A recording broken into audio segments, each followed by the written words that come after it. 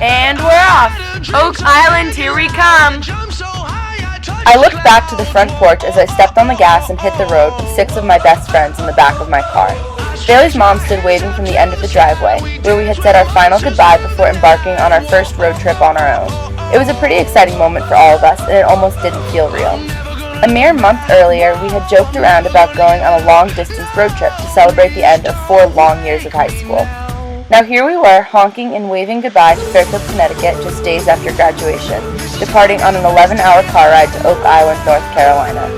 My car had been decked out with all sorts of congratulatory and graduation decorations, earning it the nickname the Kellymobile. Alright everyone, who's playing DJ? A chorus of "I will" and "me" rang out from behind me in reply, and the radio was soon blaring every song we knew from John Mayer to Kesha. With phones in hand, we quickly compiled a playlist that everyone was satisfied with and sang as loud as we could until we couldn't sing anymore. With raw throats from constant singing, we laughed and reminisced on our best and worst memories over the last 4 years. Remember the first time we were all together at Casey's house? I miss being soccer rejects with you girls. It's gonna be so weird not being in Dee Dee's basement every day.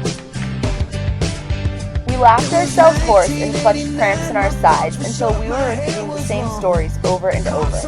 When it was time for our first rest stop, I was feeling a little bit stiff and cranky, which didn't go unnoticed by some. Can you all please hurry up? We've been sitting here forever. Kel, we've been here for 10 minutes. You're just wait. I'll drive for now and you chill. Bailey took over driving, although she probably should have double-checked a few things before taking the driver's seat.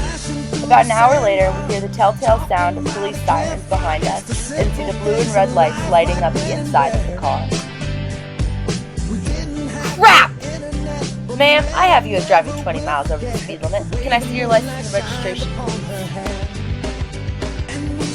I rolled down my window and explained to the officer that it was my car and handed him the registration while Bailey frantically dug through her wallet to find that her license was somehow missing. Thankfully, the officer was very understanding, and we were soon on our way with ticket in hand and Charlotte in the driver's seat. As with any car ride, we hit traffic, but this wasn't regular traffic that slows you down by 20 minutes or so. This was a dead stop, turn your engine off, and get out of the car traffic. There was no way to tell how long we would be there, so the girls and I decided to play a game called Odds. The game begins when one player asks another what the odds of them completing a challenge are, and if the 2 players say the same number out loud, the challenge has to be completed.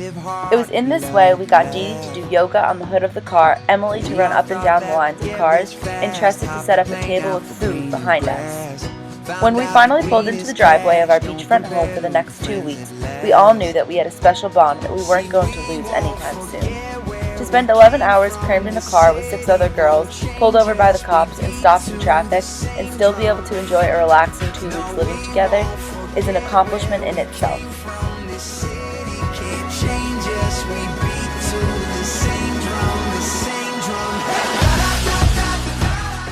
You hear all the time that college is when you find your best friends and make memories together that you'll cherish forever.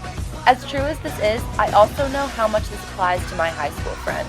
My best friends from Fairfield Ward High School are the girls that I grew up with, the ones that have stuck by me through thick and thin, and the first ones to know anything in my life. Our car ride to North Carolina brought us closer together than ever as we realized that we could always have a great time in any situation. See, we won't